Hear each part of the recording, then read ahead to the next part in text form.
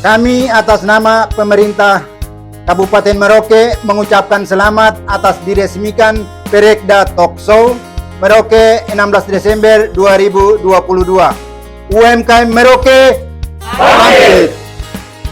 Selamat pagi untuk kita semua, kembali hadir bersama kita di pagi hari ini dalam acara peresmian perekonomian daerah Talk Show dengan tema UMKM Merauke Go to Moskow 2023. Telah hadir bersama kita di pagi hari ini Bapak Asisten Perekonomian dan Pembangunan Sekda Kabupaten Merauke, Bapak Yeremias Paulus Ruben Diken, SOS, dan Kepala Bagian Perekonomian Bapak Franciscus Ciwe, SE, dan Dekan Fakultas Ekonomi dan Bisnis Universitas Musamus Merauke, Bapak Okto Irianto, SE, MSI, AK.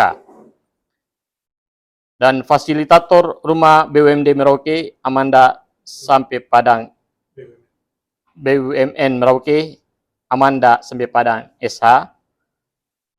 Dan Rumah Kopi De Warung, Bapak Jasman Tistanto. Kita buka acara kita pada hari ini dengan doa yang akan saya pimpin sesuai dengan agama Katolik. Bagi kita semua dapat berdoa sesuai dengan keyakinannya. Mari kita berdoa. Dalam nama Bapa dan Putra dan Roh Kudus. Amin. Syukur dan pujian kami haturkan kepadamu ya Bapa atas berkat dan rahmat yang kau limpahkan bagi kami. Kami bersyukur atas segala rahmat yang kau limpahkan kepada kami, atas alam yang kaya dan talenta-talenta yang baik yang telah kau turunkan kepada kami.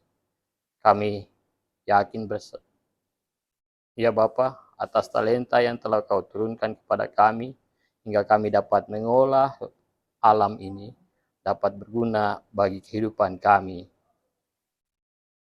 di dunia ini. Tuhan Allah Bapa kami dalam kerajaan surga, kami bersyukur dan kami mohon tuntunan Roh Kudus-Mu atas apa yang telah kami rencanakan di hari ini, dan bantulah kami agar semuanya dapat terlaksana dengan baik. Inilah doa yang saya haturkan kepadamu melalui perantaraan Putramu Tuhan kami Yesus Kristus yang hidup dan berkuasa kini dan sepanjang segala masa. Amin. Amin. Dalam nama Bapa dan Putra dan Roh Kudus. Amin. Selanjutnya Bapak Ibu, kita akan bersama-sama mendengarkan sambutan sekaligus meresmikan acara Perekda Talk Show yang akan disampaikan oleh Bapak Asisten Perekonomian dan Pembangunan Sekda Kabupaten Merauke, Bapak Yeremias Paulus Ruben Diken, SOS. Pada Bapak kami silakan. Terima kasih, selamat pagi untuk kita semua. Yang saya hormati Kepala Bagian Perekda Sekda Kabupaten Merauke, Bapak Fasilitator Dekan dari Universitas Musamus, juga ada Ibu Dea sebagai fasilitator dari Rumah BUMN, lalu Adik Jasman sebagai anak muda yang punya kreasi, punya tugas pokok memang ada, tetapi kreasi untuk membangkitkan semangat petani kopi yang ada di kabupaten kami untuk memamerkan atau untuk menyampaikan atau menyebarkan informasi tentang produk unggul kopi dari Kabupaten Merauke. Dari kerja-kerja yang kami lakukan, sebetulnya kegiatan ini sudah terdengung sampai kemana-mana. Tadinya hanya dinikmati oleh orang di Muting, kopi ini lalu Merauke. Nah, sekarang sudah dinikmati begitu banyak orang. Lalu hari ini hari yang sungguh sangat baik dengan penyertaan Tuhan bahwa kami boleh melakukan Talk Show Perekda. Di dalamnya itu Perekda punya tugas pokok bagaimana membina begitu banyak UMKM yang juga turut membangun ekonomi daerah kami. Jadi kerja-kerja kami itu bagaimana membangkitkan ekonomi masyarakat yang ada di Kabupaten Merauke untuk bagaimana mempertahankan pangan kita, karena ada data yang mengatakan bahwa di begitu banyak provinsi itu telah dilanda oleh inflasi. Ketika inflasi naik, nanti ada daya beli masyarakat itu agak menurun. Oleh sebab itu, kita bangkitkan UMKM supaya mereka menyiapkan semua bahan pangan agar bisa dibelanjakan oleh begitu banyak masyarakat. Kami, pemerintah Kabupaten Merauke, menyampaikan ucapan selamat atas terselenggaranya Topso ini, tetapi juga memberi dukungan, dorongan untuk bagian perekonomian. Lalu ada dukungan dari universitas, dari beberapa rumah bina dalam arti boleh menyampaikan atau bagaimana cara kami membangun perekonomian dengan baik ini. Dari kami sekian, terima kasih atas penyelenggaraan Topso Perekda Kabupaten Merauke ini. Sekian. Terima kasih kepada Bapak Yeremias Paulus Ruben Diken, Asisten Perekonomian dan Pembangunan Sekda Kabupaten Merauke. Selanjutnya Bapak Ibu, kita masuk pada acara talkshow. Saya serahkan waktu sepenuhnya kepada Bapak Fransisius Ciwe SE, Kepala Bagian Perekonomian sebagai host. Pada Bapak kami silakan. Baik, selamat pagi. Kami sampaikan kepada seluruh warga masyarakat Merauke dan juga kita semua yang hadir pada kesempatan hari ini di pagi yang indah ini di bagian perekonomian Sekda Kabupaten Merauke dalam rangka acara peresmian Perekda Tokso atau kami sebut dengan PITOK tanggal 16 Desember tahun 2022 telah diresmikan tadi oleh Asisten 2 Bidang Perekonomian dan Pembangunan. Kita akan lanjutkan setelah acara peresmian ini, kita akan bincang-bincang dalam acara talkshow bersama 4 narasumber yang kesempatan pagi hari ini sudah ada bersama kami. Seperti apa yang tadi sudah disampaikan di awal bahwa tema kita pagi hari ini adalah UMKM Merauke Go to Moscow tahun 2023. Bapak Ibu yang terkasih, kami pasti masih ingat betul bahwa di beberapa waktu lalu keikutsertaan UMKM Merauke di ajang Nusantara Festival di Bali yang diwakili oleh Rumah Kopi De Warung dengan Kopi Muting yang selama ini sudah dipromosikan, dan puji Tuhan ya kami salah satu peserta ya Rumah Kopi De Warung, Kopi Muting yang akan diikutsertakan dalam pameran acara di beberapa kota di Eropa sana, terutama di Moskow. Oleh karena itu, ini perlu persiapan yang matang, sehingga 2 atau 3 bulan sebelum penyelenggaraan ini kita sudah harus benar-benar siap, terutama UMKM kita. Bagaimana merek-merek lokal, brand-brand lokal kita ini juga bisa ada di tingkat global gitu.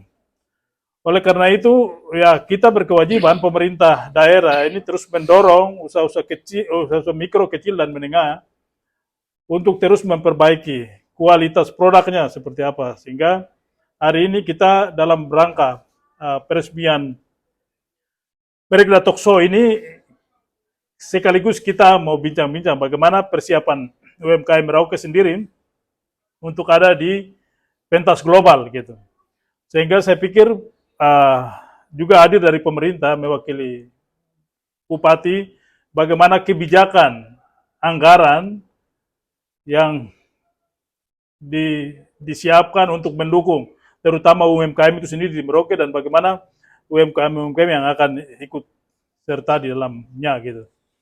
Baik, pertama-tama sebelum Pak Asisten meninggalkan kita, saya ingin bertanya dulu gitu, bagaimana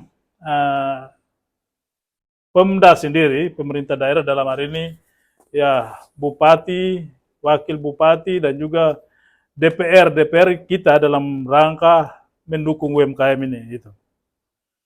Iya, terima kasih atas informasi ini, pertanyaan yang bagus sekali. Atas nama pemerintah daerah Kabupaten Merauke yang juga membidangi tentang bagaimana penyertaan modal dari suatu lembaga atau dari suatu instansi, alur pembiayaan itu kebetulan kami juga masuk di dalam proses kegiatan dimaksud. Jadi kami pemerintah daerah Kabupaten Merauke atas nama Bupati sangat mendukung untuk kegiatan pameran nanti di luar negeri, di Moskow, bahwa harus kami siapkan begitu disampaikannya rencana ini, kami harus berusaha untuk menyiapkan dana. Juga kami harus mendukung dengan regulasi supaya dana itu bisa terserap oleh kegiatan ini. Itu juga kami harus melakukan dengan suatu dasar hukum. Jadi bagaimana cara uang bisa dibelanjakan, tetapi juga ada kisi-kisi untuk satu kegiatan untuk jangan sampai ketika tidak ada dasar hukum uang itu tidak bisa terserap. Harus ada dasar hukum supaya dukungan dana itu bisa terserap. Juga minta dukungan dari DPR, pemerintah dengan DPR supaya kita boleh kerjasama dalam mendukung dana untuk kegiatan pameran nanti di Moskow. Beberapa hal yang saya sampaikan juga bahwa dari Perekda dan beberapa lembaga yang akan mengikuti ini boleh lakukan persiapan dengan matang, karena ini kita harus mempertahankan pemerintah daerah untuk di kancah luar negeri agar pemerintah juga mendapat suatu perhatian yang baik atau menyampaikan produk-produk lokal di negara lain agar tidak bisa atau kita tidak dianggap rendah untuk itu. Dari kami sekian. Ya. Baik, terima kasih ya Pak Asisten 2. Yang kami juga ingin tahu gitu, masyarakat Merauke juga ingin tahu bagaimana konkretnya seperti apa. Kami sebagai Kabak, kemarin kami sudah sampaikan ke Pak Bupati dan ya puji Tuhan beliau sangat mendukung kegiatan kami untuk ke Moskow dan beliau sudah berikan catatan untuk segera dianggarkan di anggaran 2023. Gitu. Jadi ya kita ya UMKM Merauke pasti akan ke sana gitu. Bagaimana saya pertanyaan berikutnya, bagaimana kita tidak lihat dalam rangka ke Moskow saja, tapi bagaimana perhatian pemerintah dalam pengalokasian anggaran untuk UMKM ini secara keseluruhan yang ada di Merauke. Karena UMKM ini kita ada teman-teman dari rumah BUMN juga yang juga nanti sebentar mungkin akan berdiskusi juga, terutama tadi kualitas dan seterusnya ini harus terus ditingkatkan gitu. Bagaimana dari pemerintah sendiri melihat itu atau mendorong atau mendukung dengan pengalokasian anggaran yang cukup untuk UMKM ini? Iya, beberapa waktu yang lalu kami kerjasama dengan bank yang ada di Merauke itu memberi dukungan dana kepada UMKM. Juga ada perhatian dari Dinas Perindakop yang dimana mereka juga punya tugas pokok untuk melayani bangkitnya UMKM di Kabupaten Merauke, dan penyaluran dana itu kita lewat Dinas Perdagangan untuk menyampaikan bantuan dana dari pemerintah, juga lewat beberapa instansi atau juga nanti lewat dari bank sendiri untuk bagaimana memperkuat UMKM kami dalam rangka mempertahankan atau menyiapkan bahan pangan di Kabupaten Merauke. Juga ada dukungan pemerintah terhadap penyediaan sarana prasarana seperti pembangunan lapak-lapak, lalu juga ada payung-payung di mana mama-mama Papua mungkin boleh jualan apa yang mereka bisa jualkan, bisa sampaikan untuk konsumen bisa ngambil. Juga ada beberapa bantuan kami yang telah kami salurkan ke kampung-kampung masing-masing berupa dana UMKM yang kerjasamanya kami dengan beberapa bank di Kabupaten Merauke. Ke depan nanti kami boleh mendata semua UMKM yang ada dan kita boleh dapat salurkan bantuan-bantuan lewat rumah bina dan beberapa kegiatan yang boleh kami sampaikan untuk terlihat bahwa pemerintah juga langsung action kepada UMKM, terutama ibu-ibu atau mama-mama Papua yang menjajakan hasil karya mereka di pasar atau di tempat-tempat aman bagi mereka jajakan. Dari kami begitu yang boleh kami sampaikan. Baik, terima kasih Pak Asisten Bidang Perekonomian dan Pembangunan untuk bisa membuka acara kita pada maupun diskusikan Pitok pada hari ini, pagi hari ini, dan kita akan melanjutkan dengan dialog kita ataupun diskusi kita pada pagi hari. Iya baik, kita akan melanjutkan diskusi kita dengan 3 narasumber. Saya mulai dulu dari Pak Jasman. Ya. Perjuangan Pak Jasman ini ya cukup panjang ya sampai hari ini. Kita bisa jumpa di sini dalam acara Prekda Talk Show perdana gitu. Ya tentu kemarin kegiatan di Bali dan ya berarti kita sebagai umat Tuhan kita patut bersyukur gitu karena ya kita di ujung Nusantara ini juga cukup mendapat perhatian begitu, mendapat atensi dari panitia penyelenggaraan di sana sehingga kita diberi kesempatan, diberikan undangan untuk nanti ke Moskow nanti gitu. Saya ingin bertanya apa yang produk-produk apa yang harus akan dibawa kita ke sana gitu. Baik, terima kasih. Selain kopi ya. Ya, siap. Ya. Baik, terima kasih.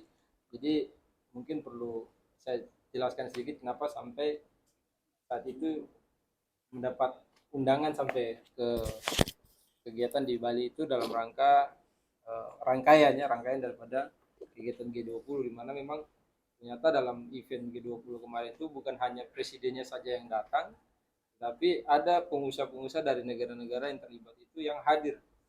Jadi ada rangkaiannya. Nah kebetulan salah satu IO di bawah pimpinan Pak Purwandoko, memang beliau ini kebetulan adalah ketua gabungan pengusaha Indonesia Rusia saat itu. Nah idenya muncul dari situ sehingga mereka membuat event ini yang bersamaan dengan kegiatan rangkaian G20 untuk menjaring delegasi Rusia yang hadir di Bali saat itu. Karena memang dia punya ikatan emosional.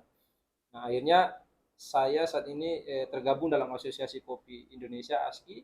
Saya diundang karena waktu itu dari 30 booth mereka minta harus ada Papua.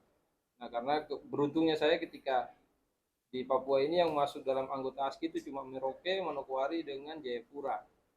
Nah waktu 2 itu diundang, mereka semua tidak bisa hadir dengan ada beberapa agenda yang mereka tidak bisa tinggalkan. Akhirnya mau tidak mau saya harus mewakili dari Papua saat itu. Nah kebetulan ketika kita diundang, saya juga sudah mendapatkan support dari pemerintah melalui Kapolda. Akhirnya kami jalan.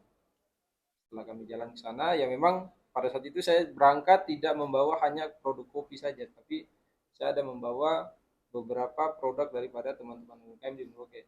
Jadi contohnya ada pengrajin kulit buaya, kemudian ada pembuatan noken dari kulit ganemo. Terus ada satu teman yang memang sudah punya galeri tapi mereka memang terbentur dengan kegiatan di perusahaannya jadi tidak bisa hadir. Jadi kemarin yang kita bawa itu ada kalung manik-manik, kemudian ada handmade tentang kulit buaya, ada gelang, kemudian ada noken, dan juga ada kopi. Nah, kopi kemarin yang saya bawa memang hanya kopi robusta muting, tapi insya Allah mungkin kedepannya saya ada tambahin satu lagi, ini dari kulit kulit kopi ya. Ini kulit kopi, kalau dikatakan kita jadikan teh. Nah, ini disebutnya dengan teh kalskara ya, teh kalskara. Jadi dari kulit kopi. Jadi itu kalau tehnya bisa dirasa dia ada punya aroma yang sedikit berbeda. Jadi kopi ini selain bijinya, kulitnya pun bisa dimanfaatkan dan daunnya pun bisa dimanfaatkan untuk dibuat teh. Karena itu antioksidan yang sangat tinggi. Jadi itu mungkin sedikit yang ingin saya jelaskan. Produk yang saya bawa kemarin di kegiatan di Nusantara Festival. Nah, mungkin salah satunya nanti kita akan bawa ke sana seperti produk kemarin, mungkin nanti kita akan tambahkan dengan madu mungkin yang kita akan bawa, tapi perlu kita pengemasan yang agak baik karena madu ini kan sedikit ada punya gas, jadi ketika ikut penerbangan kalau tidak tidak terkondisikan dengan baik, takutnya dia ada meledak seperti itu. Jadi itu sedikit persiapan bahan-bahan produk UMKM yang saya bawa, walaupun memang awalnya saya yang diundang, tapi saya tetap membawa teman-teman punya produk yang lain, jadi supaya bisa juga menambah wawasan teman-teman di luar Merauke, khususnya Papua Selatan. Kita oleh panitia dikasih jatah berapa orang dari Merauke? Kalau dari Merauke UMKM ya. kita, ya.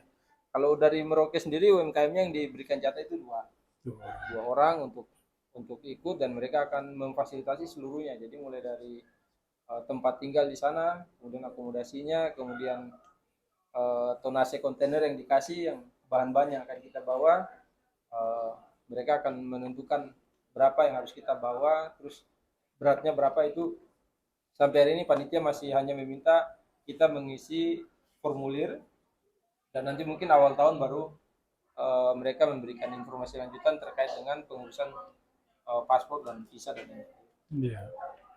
Tapi kalau komoditinya sendiri apa-apa saja yang produk-produk kita itu? Nanti akan saya bawa tentunya pasti yang sudah jelas kopi muting, kemudian nanti ada kulit teh kalskara dari kulit kopi, kemudian kerajinan kulit buaya, kemudian madu, dan juga tentunya tas yang menjadi budaya kita itu tas noken. Noken ya. Ya. Baik Pak Jasman, ini kita kita juga akan ini ya ke sana, itu tentu ini menyangkut kepercayaan kita begitu budaya, terutama di pasar luar terhadap pasar ataupun kualitas produk-produk kita gitu.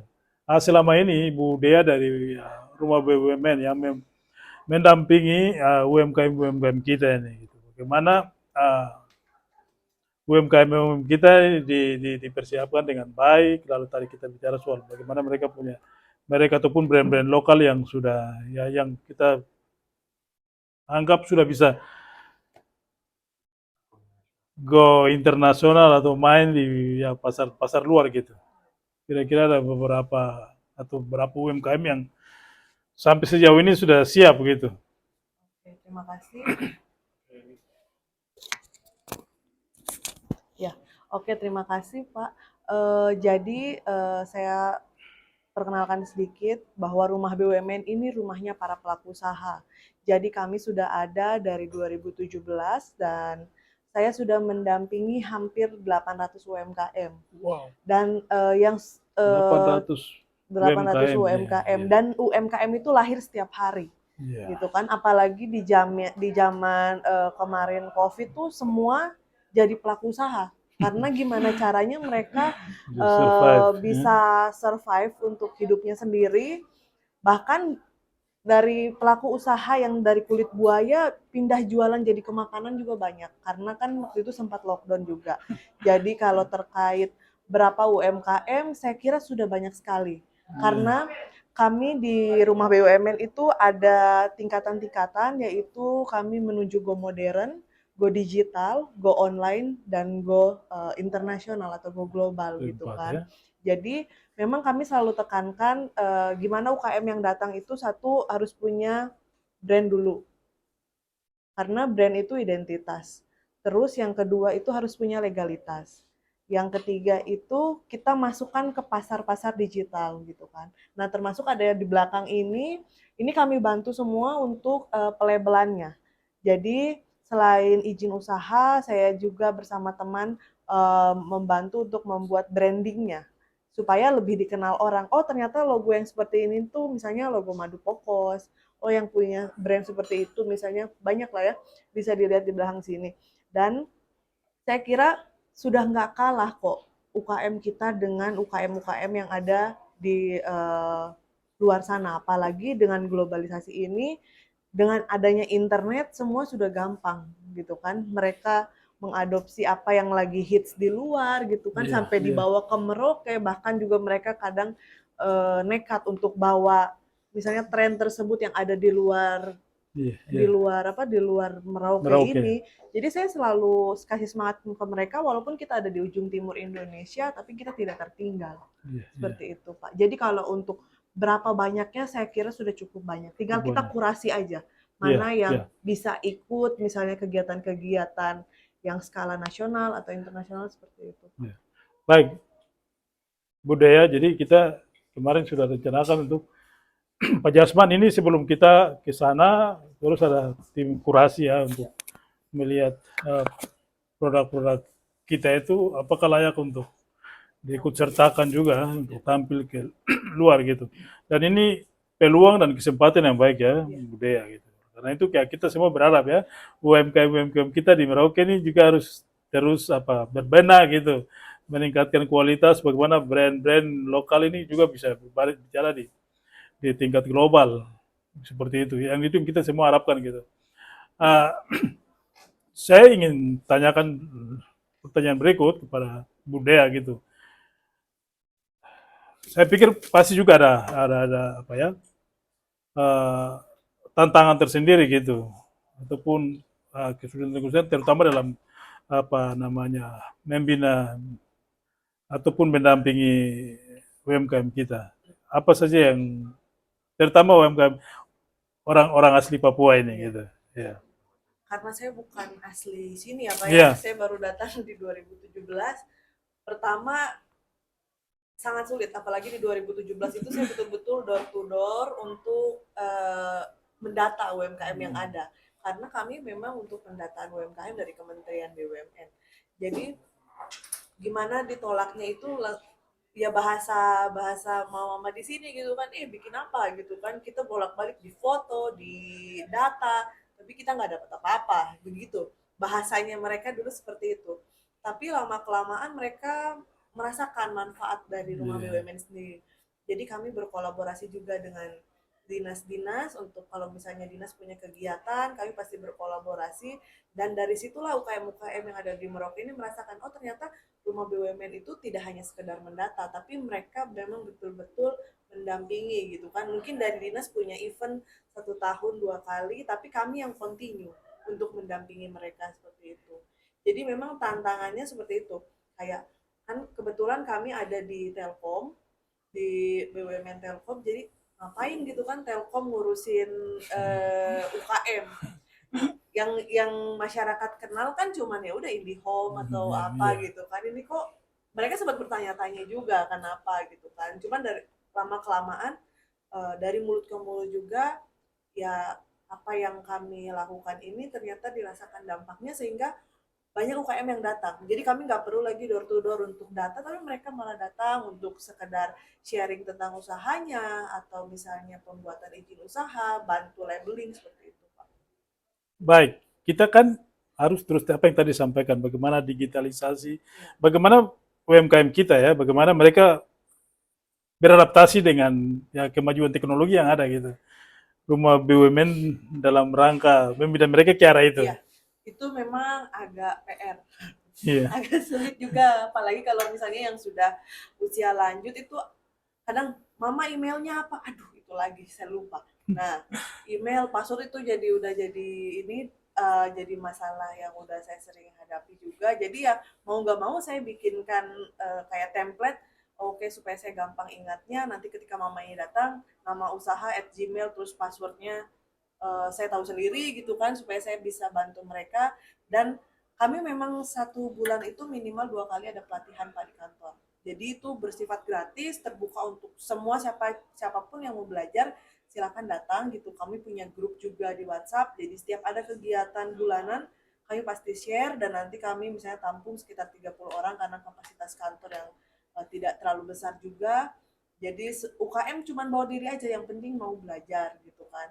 Nanti kami juga kalau waktunya praktek ya kami betul-betul kayak misalnya mengundang 10 UKM tapi betul-betul praktek, misalnya belajar marketplace atau belajar Iya. foto produk, itu yang penting seperti itu. Jadi dasar-dasarnya dulu, yang penting mereka sudah mau terbuka dulu untuk mau menuju go digital, sehingga untuk masuk ke marketplace-nya gampang.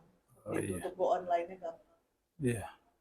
Kita harapkan supaya UMKM kita ini cepat ya bisa Iya, menyesuaikan dengan tuntutan zaman ya, zaman. zaman saat ini gitu. Baik, saya coba mau tanyakan juga dari kampus ini gitu. Ya, ini kebetulan hadir pada pagi hari ini kita langsung dekan Fakultas Ekonomi dan Bisnis Universitas Musa Mus Merauke. Selamat datang di acara Pitok. Uh, kita harap ya ke depan ini menjadi mitra kita ya dengan pemerintah, dengan rumah BUMN, dengan kampus sendiri, dan juga UMKM kita gitu. Bagaimana UMKM kita maju? Nah, saya mau tanyakan sedikit ini. Uh, Selama ini kan kalau kita lihat kampus ya, lebih pada membina calon manajer menurut saya gitu, dibanding dengan seorang wirausaha gitu, seorang entrepreneur gitu. Bagaimana melihat ini sekarang kita lihat bahwa UMKM ini sekarang di mana-mana dibicarakan, mulai dari presiden, wakil presiden, di jajaran menteri sampai ke tingkat bawah gitu. Bagaimana kampus juga mendorong hal ini gitu. Siap. Iya. Terima kasih. Seperti yang Bapak sampaikan, mahasiswa ini kan begitu masuk, kita kan punya mindset sendiri. Misalnya akuntansi. Lulusannya saya, oh saya masuk akuntansi itu kira-kira untuk jadi apa? Rata-rata bilang saya mau jadi pegawai bank, pegawai pajak. Begitupun misalnya anak manajemen, oh saya ini mau jadi manajer. Tapi jarang atau kurang sekali yang bilang, oh saya lulus ini saya mau jadi pengusaha. Biasanya itu dari 10 atau 20 mungkin satu. Itu pun mungkin kalau dibilang bukan dari usaha orang tua turun kepada anaknya, berarti anggap aja kecelakaan.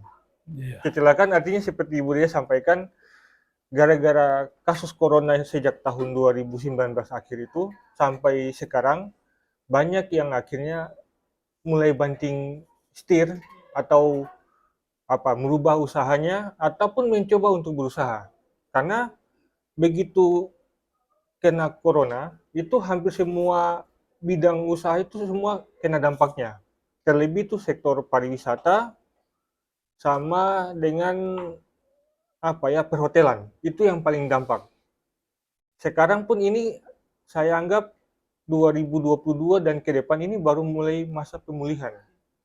Ini yang paling krusial untuk saya sekarang. Karena apa? Di UMKM itu paling banyak di Merauke kalau tidak salah itu sampai awal bulan sekitar 3.300 UMKM yang terdaftar di rumah BUMN mungkin sekitar 800. Yang sekarang di OAP itu sekitar hampir 400 sampai 500 dan itu memang masih kurang. Nah, tadi Bapak sampaikan bahwa kami mungkin dari dari kampus mungkin selama ini kurang terlibat dengan Pemda maupun rumah BUMN ataupun UMKM. Artinya kalau bisa ke depan, mulai dari ini dan ke depan kita kolaborasi, itu mungkin banyak hal yang bisa kita ciptakan. Misalnya seperti Ibu Dia sampaikan bahwa menurut penelitian kami dari kampus itu bahwa produk-produk itu banyak diciptakan, tapi banyak yang tidak terdaftar. Selain itu pun, kalaupun nanti produk itu dihasilkan, mungkin belum ada branding merek yang jelas. Kemasan pun masih sederhana. Yang penting asal terjual. Yang berikutnya, saluran distribusi dan promosinya nih untuk saya dan kami dari pihak kampus itu pun masih jauh sekali dari yang diharapkan. Artinya mungkin misalnya dengan kerjasama, dari kampus mungkin dari ekonomi dengan teknik bisa mungkin menciptakan produk yang menarik, atau saluran dari ekonomi kami bisa membantu mencarikan saluran distribusi. Misalnya dari selama ini kan dari kampung-kampung, misalnya kampung yang OAP itu produknya mereka sudah ada. Misalnya di Muting misalnya, ada misalnya kelapa sawit atau kelapa, tapi paling mentok cuma sampai dapat dijual kelapa langsung atau kopra, tapi pengolahan berikutnya tidak ada. Ini kan untuk kami mungkin barangnya jadi barang mentah, barang setengah jadi, belum sampai barang jadi. Mudah-mudahan ke depan dengan adanya kolaborasi bisa kerjasama, ada banyak penelitian dan segala macam, itu yang bisa mungkin meningkatkan untuk UMKM. Baik Pak, Kira-kira ini ya tadi disampaikan terkait dengan mindset gitu. Sana manajemen mau kerja gitu. Atau bagaimana sekarang dengan situasi kita ya pasca pandemi gitu. Bagaimana kampus mengajak juga mahasiswa-mahasiswa kita nih supaya setelah selesai kuliah tidak terutama ingin menjadi pegawai negeri saja atau ini dan seterusnya gitu. Bahwa menjadi pengusaha itu ataupun pengusaha tadi UMKM itu baik gitu. Ada prospek, ada peluang dan seterusnya gitu. Oke, terima kasih Pak. Mungkin dari kampus. Iya, begini ya Pak, mungkin saya lanjut. Data kemarin ya bahwa kita di Merauke oleh Dinas Tenaga Kerja itu meningkat ini, semakin meningkat gitu. Kita harapkan lulusan perguruan tinggi ini tidak menambah juga jumlah pengangguran yang semakin terus meningkat gitu. Oke, terima kasih. Mungkin dari yang Bapak sampaikan bahwa dari kampus bagaimana mendorong untuk mahasiswa setelah lulus itu bisa ikut berwirausaha. Sekarang dari kampus ini kebanyakan atau rata-rata dari mata kuliah yang ditawarkan itu ada namanya kewirausahaan. Jadi mahasiswa diajar untuk setidak-tidaknya tahu konsep berwirausaha itu seperti apa. Nah, kadang dari kementerian pun kami dari kampus itu ditawarkan, ini ada hibah atau proyek mau buat kegiatan yang kira-kira bisa menghasilkan dan akan dapat bantuan dari pemerintah, terutama Kemenristek. Nah, belum lagi biasanya ada dari Bank Indonesia. Nah, ini kami mahasiswa-mahasiswa ditawarkan mau tidak terlibat atau misalnya kerjasama, kadang-kadang dosen dan mahasiswa diberangkatkan ke Jakarta untuk ikut pelatihan. Nah, ini yang mudah-mudahan ke depan itu bisa meningkatkan setidaknya lulusan dari universitas atau kampus itu yang memiliki jiwa wirausaha, kira-kira seperti itu. Saya beberapa hari yang lalu ada di Musamus gitu. Saya lihat, ini kantinnya begitu banyak gitu. Kenapa kampus tidak berpikir 1-2 kantin itu dikelola oleh mahasiswa ekonomi dan bisnis misalnya begitu. Biar mereka secara teori langsung mereka bisa praktekkan gitu. Betul. Iya. Kebetulan saya juga ada diberikan tugas sama Pak Rektor untuk mendata kantin-kantin yang selama ini ada di kampus itu ada 72 yang bentuknya rumah semut itu. Dari 72 kantin itu ada 4 untuk himpunan jurusan mahasiswa. Jadi mereka yang sekalian menjalankan kantin itu sekalian belajar untuk wirausaha. Nah, ini sekarang apalagi kampus menuju ke arah BLU, kami dipaksa untuk mandiri. Begitupun nanti sekarang kami dalam tanda kutip sedikit memaksa mahasiswa juga untuk mandiri. Artinya ini loh, kami berikan kantin, silakan untuk usaha, tapi harus jalan. Iya. Kira-kira seperti begitu. Iya. Baik, terima kasih Pak Dekan. Ya, saya coba kembali ke Pak Jasman dulu gitu. Sebagai pelaku usaha rumah kopi di warung, tapi juga sambil jalan mempromosikan kopi muting itu gitu. Bagaimana kita besok punya event ya ke Moskow sana? Apa yang sudah dipersiapkan ini? Karena saya pikir waktu kita tidak lama lagi gitu. Waktu kita Desember ini sudah di penghujung dan kita akan ke Januari dan kita sampai di Maret. Iya di Maret dan April kita sudah ada di sana gitu. Baik, mungkin perlu saya sampaikan ke Pak Kabak terlebih sedikit bahwa terkait kesiapan sendiri dari Rumah Kopi di Warung bersama teman-teman petani di Kampung Muting sana di Setagung. Jadi memang kita beberapa bulan ini kita terkendala dengan cuaca ya, dalam artian cuaca di atas di Muting itu sering hujan, jadi terhambat dalam produksinya karena untuk penjemuran apa itu membutuhkan sinar matahari. Nah, tapi alhamdulillah kepala kampung di sana yang bersinergi dengan kami yang sudah kita bina di sana itu sudah mulai melaporkan kepada saya kemarin, sudah sampaikan Bapak kita ada sedikit dapat bantuan dari beberapa dinas terkait pasca panen. Jadi alhamdulillah ini sudah mulai dilakukan pembenahan dan juga sudah mulai ada stokis. Dalam artian stok sudah teman-teman petani sana sudah mulai melakukan penyetokan terkait persiapan kita berangkat ke Moskow sendiri. Dan tentunya kemarin baru beberapa hari yang lalu saya baru dari kampung, saya minta kepada petani untuk bantu melakukan pasca panen untuk sortiran, dalam artian sortir terhadap biji kopi yang akan kita bawa. Nah, mungkin informasi buat Pak Kabak dan juga buat teman-teman bahwa memang kopi muting ini sendiri sudah 2 tahun yang lalu sudah saya lakukan uji lab.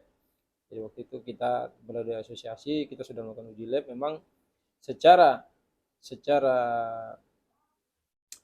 administrasi, secara sertifikasi kopi ini memang kita masih berada di grade 7 karena nilai dari kopi ini adalah 7,1 khusus muting. Namun dari 3 kopi yang saya uji lab itu ada kopi muting, kopi ulilin dan kopi bukul.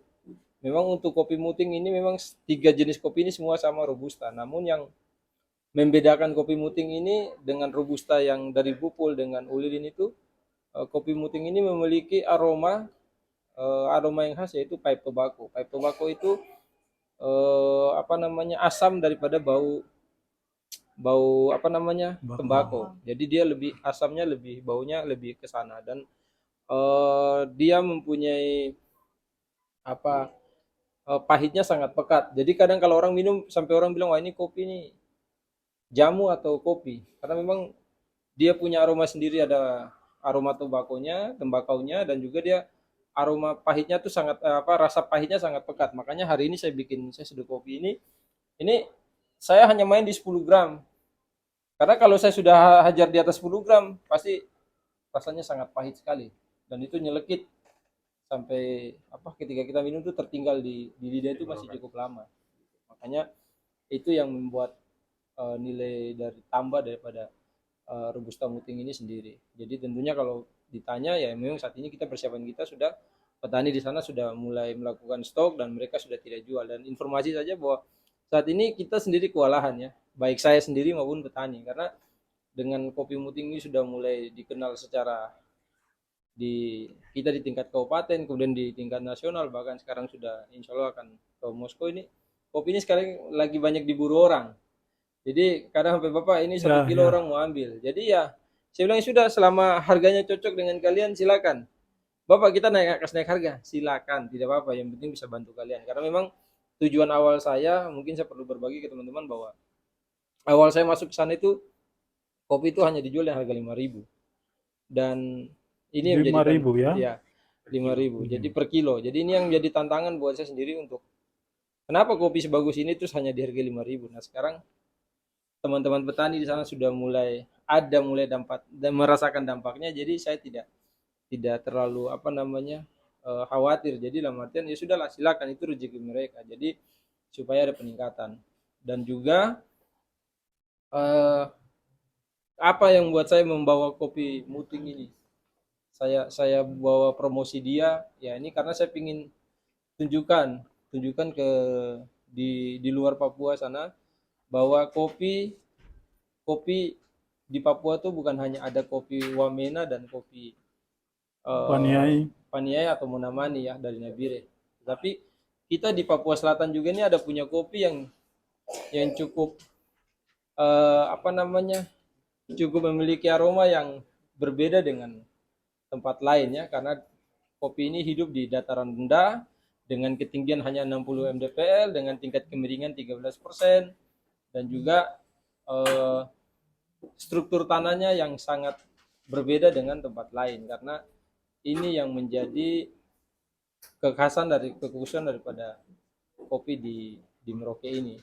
Jadi itu yang saya bisa sampaikan terkait kita punya langkah-langkah persiapan. Jadi memang kita sudah mulai stokis dari sekarang untuk kita bawa ke Moskow. Dan alhamdulillah juga ini sekarang sudah mulai banyak perhatian dari pemerintah. Ada pembukaan lahan nanti tahun depan sebanyak 10 hektar dari Dinas Pertanian. Nah, ini berbanding lurus juga dengan kita ikut kegiatan di luar. Saya didampingi Pak Kabak. Saya sudah pertemukan dengan buyer yang Jadi saya host bukan Kabak ya. Ya. Ya. Jadi sudah dipertemukan dengan calon buyer ya yang sudah meminta kopi Muting ini dalam 1 bulannya mereka minta 20 ton, dan itu belum bisa kami jawab untuk penuhi karena memang produksi kita di sana baru sekitar 1.500 sampai dengan 2.000, artinya 2 ton ya. Tapi ini karena posisi hujan dan juga curah hujan yang cukup tinggi, sehingga itu menjadi kendala tersendiri dalam hal penjemuran. Iya.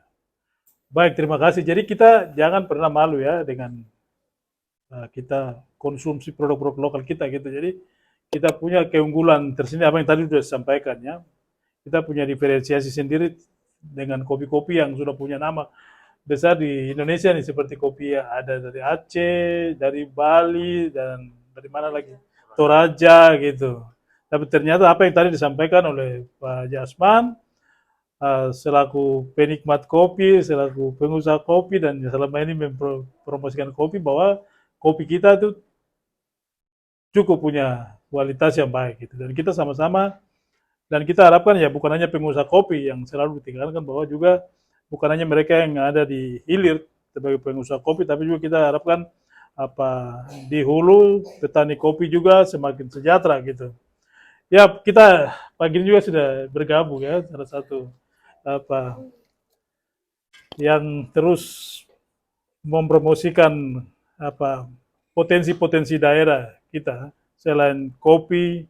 Jadi saya ingin sampaikan bahwa kita dari Perekda juga sudah mulai kita kenapa harus dengan kopi gitu.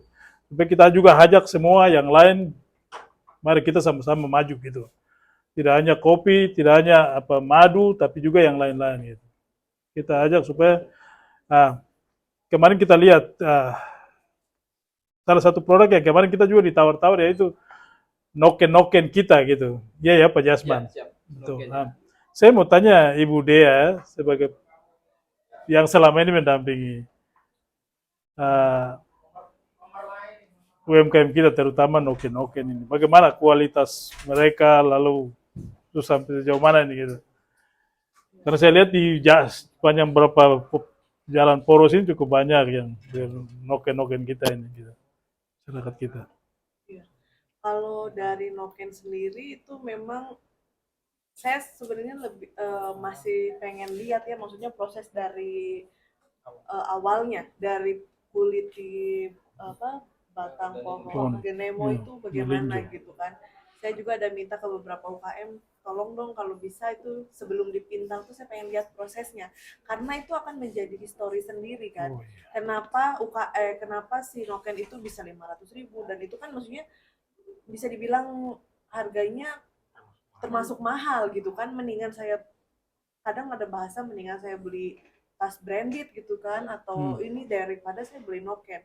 Nah, jadi memang saya selalu sampaikan juga ke UKM yang buat noken, saya bilang kalau bisa tuh kalian punya dokumentasi itu dari batang sampai dipintal, sampai ada bahasa bulu-bulu paha tercabut karena pintalnya masih manual itu kan. Nah, Iya. itu yang menjadi histori sehingga orang tahu kenapa noken ini nilainya ya cukup mahal gitu kan, agak mahal. Karena itu semuanya serba manual gitu kan. Dan untuk apalagi sekarang sudah Papua Selatan ya, saya rasa sudah semakin banyak variasi-variasi noken sendiri. Cuman yang mungkin yang harus ditingkatkan itu seperti finishingnya. Kadang saya kalau pakai noken tuh kayak kasar di kulit gitu kan, di leher seperti itu. Mungkin kalau ada sentuhan teknologi sedikit bisa lebih halus kah atau bagaimana. Noken itu sangat bagus sekali gitu kan, dan itu memang sudah jadi salah satu kemarin tuh dinobatkan jadi apa namanya budaya dunia ya, Riset untuk budaya. UNESCO itu. Jadi ya itu memang harus dipertahankan, bahkan ditingkatkan, yaitu tadi kalau misalnya ada sentuhan sedikit teknologi mungkin sehingga bulu-bulu paha tadi tidak tercabut lagi kan, dipintal pakai Iya, alat iya. gitu kan, dari penelitian atau dari mana mungkin bisa bantu. Ini sebenarnya bisa disimpan di mana satu, terus siap mau mama atau pengrajin-pengrajin noken ini datang untuk memintal dengan membawa bahan bakunya, itu kan sebenarnya bisa saja gitu dari Iya. pemerintahan. Tanpa harus secara manual. Iya gitu. Jadi kalau sekarang ya saya sudah banyak mengedukasi mereka sih, maksudnya mama saya bilang kalau misalnya dibilang mahal, mama jangan usah marah lagi, tapi coba edukasi kenapa bisa sampai harganya mahal gitu kan, seperti itu kan. Ya lanjut ya Bude ya. Bagaimana sendiri melihat apa namanya eh, maksudnya dari pemerintah sendiri bagaimana begitu selama ibu mendampingi apa pelaku-pelaku UMKM ini gitu. Iya. Kalau selama saya mendampingi ini, saya sudah berkolaborasi sama Dinas Pariwisata, terus Perindako UKM juga, terus ada beberapa kali sama Ketahanan Pangan. Memang itu sangat penting ya Pak, maksudnya saya harapkan ada tupoksinya untuk membangun atau membina UMKM, kita sama-sama gitu kan, untuk berkolaborasi gimana sih UKM Merauke ini bisa naik kelas. Saya selalu bilang seperti itu, Iya. supaya tidak tertinggal dengan daerah-daerah lain seperti itu Pak. Mungkin nanti Bapak bisa pertemukan kami di satu ruangan untuk berbicara, kita berbicara sama-sama, atau misalnya dari dinas mana yang punya tupoksi untuk itu, sehingga kita bisa tahu nih ke depannya kita lakukan apa dulu ya, supaya minimal tuh data aja. Data tuh minimal semua sinkron dan Iya. kegiatan tuh tidak tumpang tindih seperti itu Pak. Dan seringkali juga kayak bantuan-bantuan itu tidak tepat sasaran. Gimana caranya itu bisa tepat sasaran, betul-betul orang yang memerlukan, UKM-UKM yang sudah berjalan yang dapat. Iya. Baik, ya kali lalu kita sempat diskusi ya kasus atau contoh masyarakat kita di Wasur dengan pembinaan oleh Balai Taman Nasional Wasur, tapi bisa jadi sesuatu gitu Ya, yang ini gitu. betul. Bagaimana Ibu selaku pendamping UMKM ini kepada pemerintah begitu supaya kita juga minimal punya ya setiap kita yang apa rumpun ekonomi ini juga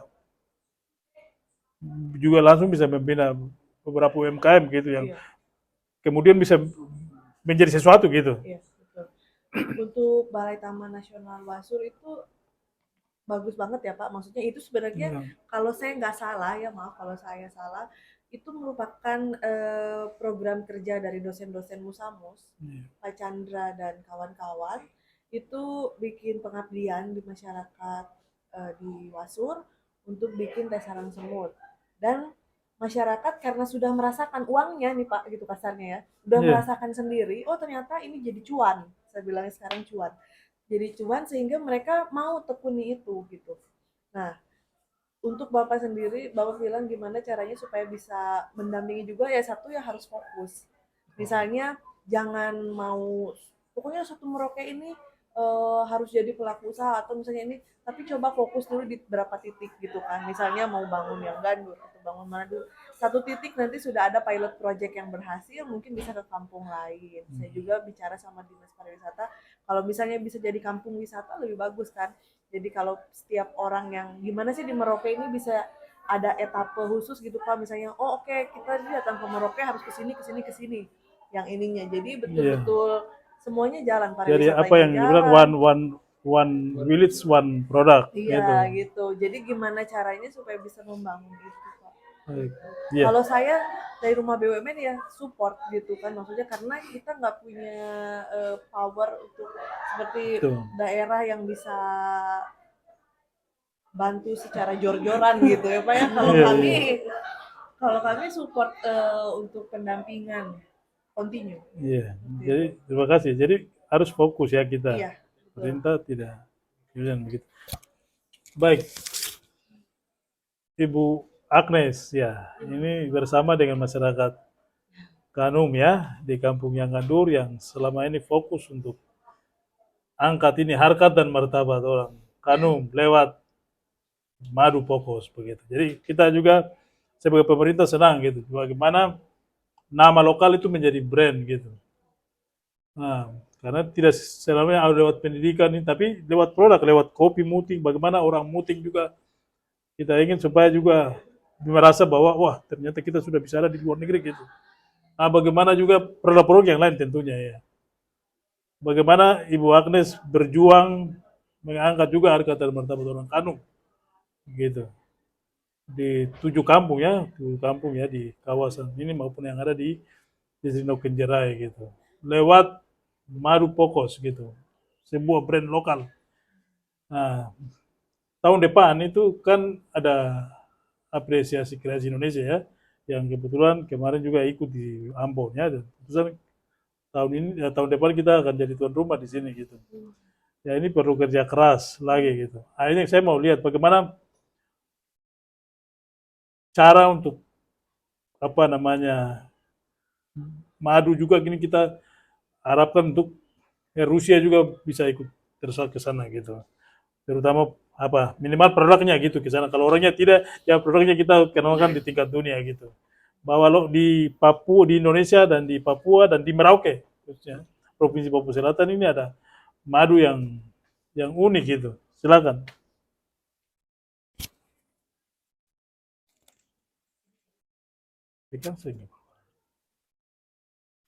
Iya, baik. Terima kasih Bapak Bapak host. Iya, mohon maaf Bapak host. Iya, jadi memang untuk brand kami satu-satunya mungkin brand lokal ya untuk khusus madu ya.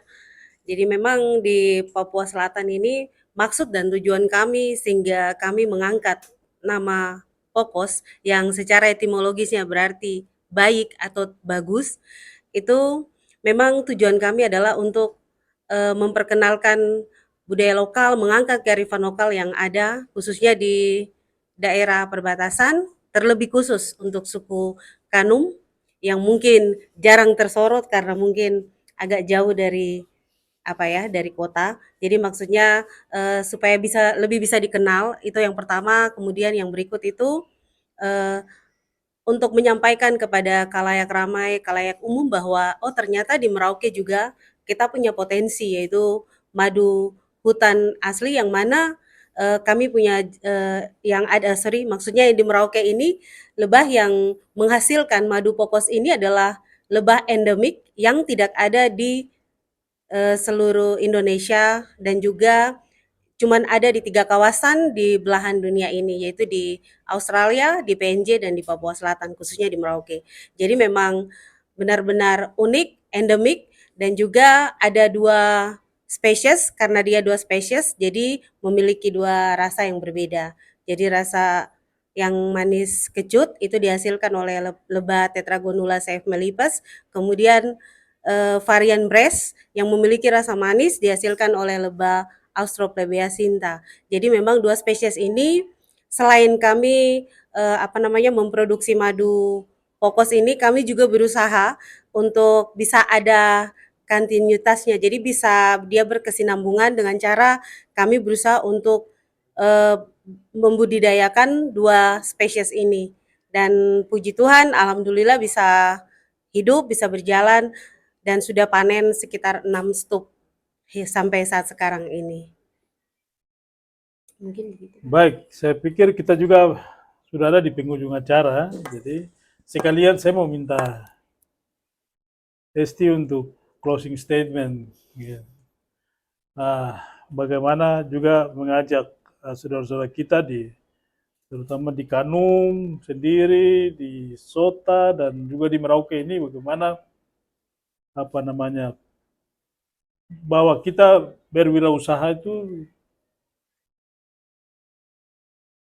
tidak gitu, bahwa ada peluang, ada prospek ke depan gitu untuk diri sendiri, keluarga maupun untuk daerah. Gitu. Iya. Iya, baik, untuk saudara-saudara yang ada di Tanah Animha ini, jadi kita semua punya kesempatan dan kita semua punya peluang untuk itu, dan kita semua pasti bisa kalau kita bisa mencoba dan juga kita banyak belajar. Jadi jangan mungkin kita berpikir kalau kita berwirausaha harus punya modal dulu baru kita bisa jalan atau apa, tetapi yang penting kita yakin dan percaya. Saya pikir kalau niat yang baik pasti jalan terbuka di mana-mana. Terima kasih. Kita pasti bisa, ya. Bagaimana Pak Dekan ini? Ini tantangan ini gitu. Ya, ke depan ini brand-brand lokal, benar-benar lokal gitu. Nah, kita butuh juga ada ya semacam kajian atau apa gitu supaya juga tadi di awal saya sampaikan bahwa bukan hanya lewat pendidikan atau olahraga, tapi lewat ini produk-produk bagaimana harkat dan martabat orang-orang asli ini bisa semakin terangkat, mereka semakin percaya diri gitu. Terima kasih. Menindaklanjuti yang tadi Ibu Dia sampaikan bahwa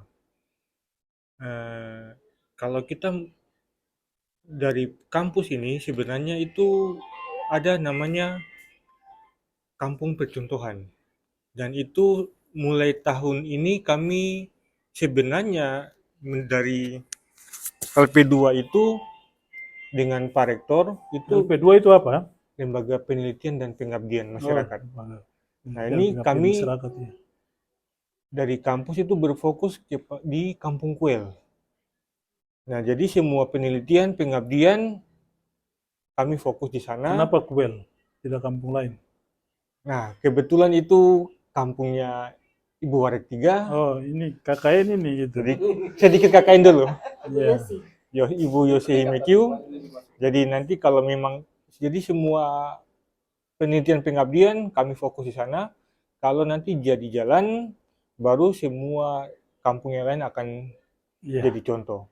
Nah, mungkin ada saran dari kami sebagai akademisi dan saya secara pribadi pernah bantu di Dinas PMK.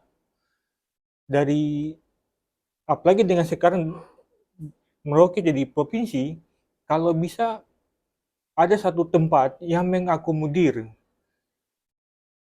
semua hasil olahan dari UMKM itu ditempatkan di satu tempat.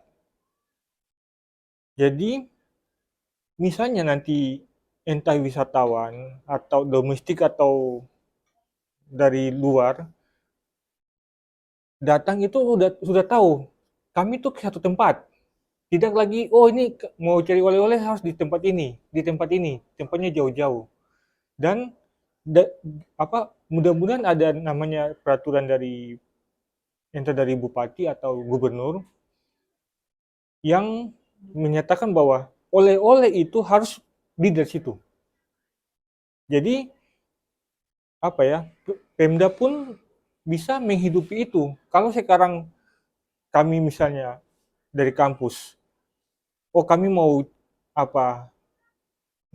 ada tamu datang, kami jamu. Mau pulang bisa kami berikan oleh-oleh. Ini kami kadang-kadang bingung. Yang khas dari Merauke ini apa? Biasanya cuma dendeng, noken, kulit buaya. Yang lain ini minta maaf belum tersentuh dan belum dikenal. Jadi kalau misalnya ada satu tempat itu udah memang sudah ada kayak pusat oleh-oleh, ya tinggal pilih. Iya. Apa tamunya tuh tinggal mau memilih, oh saya mau oleh-oleh ini. Jadi untuk saya pun artinya banyak yang bisa dihidupi, misalnya dari hotel bisa kerjasama dengan pariwisata, dengan transportasi pun semua akhirnya hidup. Kira-kira seperti begitu. Baik, terima kasih. Nah, kan? Ya Ibu Dea, bagaimana ya dalam menghadapi tantangan global yang semakin ya persaingan yang semakin ini, bagaimana UMKM kita, terutama UMKM lokal kita ini bisa bertahan. Ya, yang jelas kalau dalam usaha itu satu harus fokus Ya. dan kita nggak bisa bergantung sama orang lain. Apalagi mau istilahnya mau kasarnya gitu mau harapkan dukungan dari Pemda atau apa, tapi memang sekarang itu masanya dimana kita kasih lihat dulu nih apa yang kita kerjain, baru nanti orang support. Sama kayak kakak Agnes perjalanannya seperti itu. Iya. Karena saya dampingi kakak Agnes juga dari awal, jadi kakak Agnes berusaha sendiri dulu, sempat dibantu sama HIPMI satu kali aja itu, tapi setelah itu survive sendiri. Dan karena dia fokus, karena kakak Agnes fokus, akhirnya pemerintah juga lihat, oh ini cara kerjanya ini ternyata mau mensejahterakan masyarakat kampung, sehingga nilai-nilai itu yang dilihat, sehingga dukungan banyak datang gitu ke kelompok Madu Pokos ini gitu.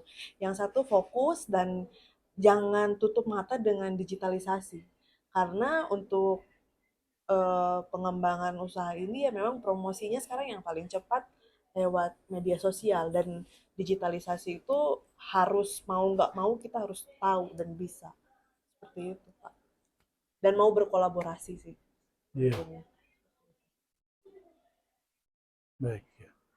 Ya terakhir Pak Jasman, bagaimana kita sudah siap ini, sudah percaya diri siap untuk masuk ke pasar global ya, UMKM kita. Jadi ya Pak Jasman pasti kopi dengan kopi muting ada di depan ya. Kita harapkan ya komuniti-komuniti lain tetap berdampingan, kita sama-sama ke sana.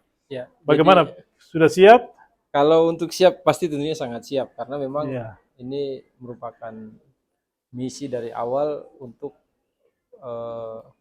supaya dapat mendapatkan dorongan dari berbagai pihak. Seperti tadi Bu Dia sampaikan, memang awal tuh berat, artinya jalan sendiri.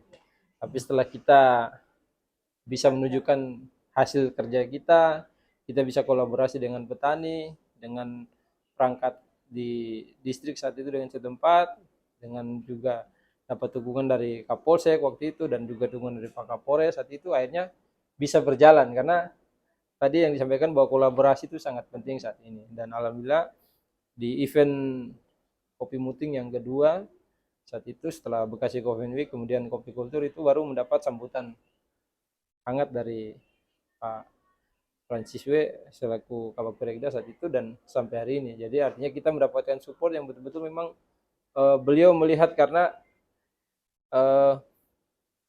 kopi ini sebenarnya mempunyai potensi dan juga melibatkan 4 kelompok tani di Muting sana, yang terdiri satu kelompoknya itu 25 orang. Jadi total yang kita urus ini ada 100 petani yang sudah tergabung dalam 4 kelompok.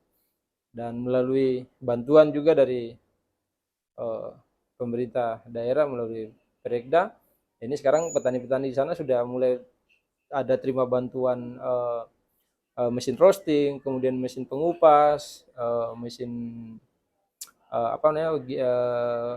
grinder atau penggilingan kopi, itu sudah dapat bantuan. Ada yang dari PMK, ada yang dari dinas pariwisata. Jadi alhamdulillah bantuan sudah mulai ngalir. Nah, sekarang tinggal didukung dengan pembukaan lahan oleh dinas pertanian dan perkebunan. Saat ini sudah berjalan. Namun kita sudah curi starnya dalam artian selama 2 tahun saya di sana itu kita sudah buka secara mandiri lahan kopi. Itu ada 20 hektar yang sudah dibuka secara mandiri oleh petani. Jadi itu sudah berjalan dan Kemarin dari salah satu apa namanya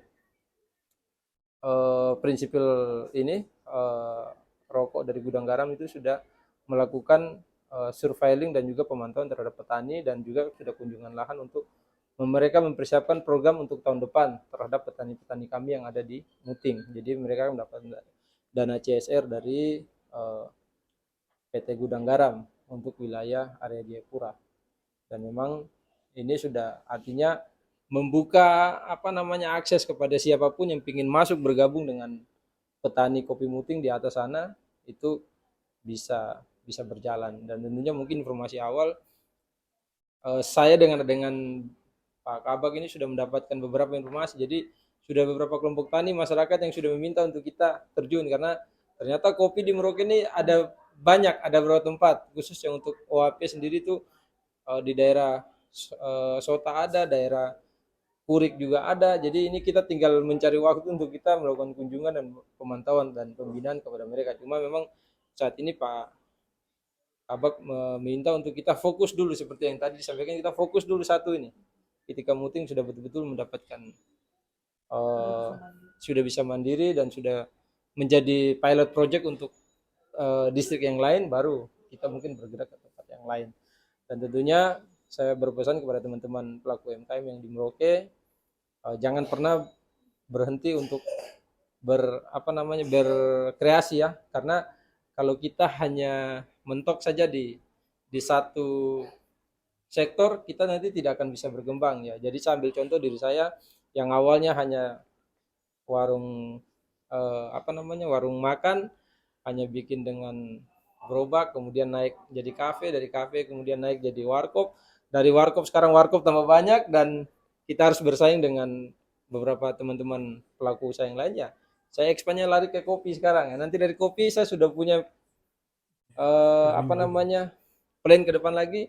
Ketika kopi sudah ada, saya sudah ini sendiri, saya ada berupaya dengan ini untuk kopi Muting ini bisa dinikmati secara sampai ke masyarakat paling lapisan bawah. Jadi kita akan menjualnya dalam bentuk kemasan yang sangat murah banget. Jadi Rp2.000 dalam kopi receng, dan itu kita akan bisa dinikmati oleh lapisan bawah. Jadi itu yang ingin kita expand, karena supaya itu jangan sampai kita ketika persaingan usaha ini kan selalu naik. Jadi ketika ada pertambahan, kita sudah harus bisa ekspor ke tempat yang lain supaya kita tidak ketinggalan zaman. Jadi itu saja mungkin motivasi dari saya, dan juga tetap semangat, maju terus petani kopi Muting dan maju terus UMKM Merauke. Terima kasih. Ya. Ya, terima kasih untuk keempat narasumber yang sudah hadir dalam acara perdana perekonomian Talkshow atau kita sebut dengan Pitok. Semoga ke depan kita menjadi mitra kolaboratif yang baik untuk kemajuan tentunya ekonomi masyarakat di Papua Selatan. Ekonomi Merauke bangkit. Terima kasih.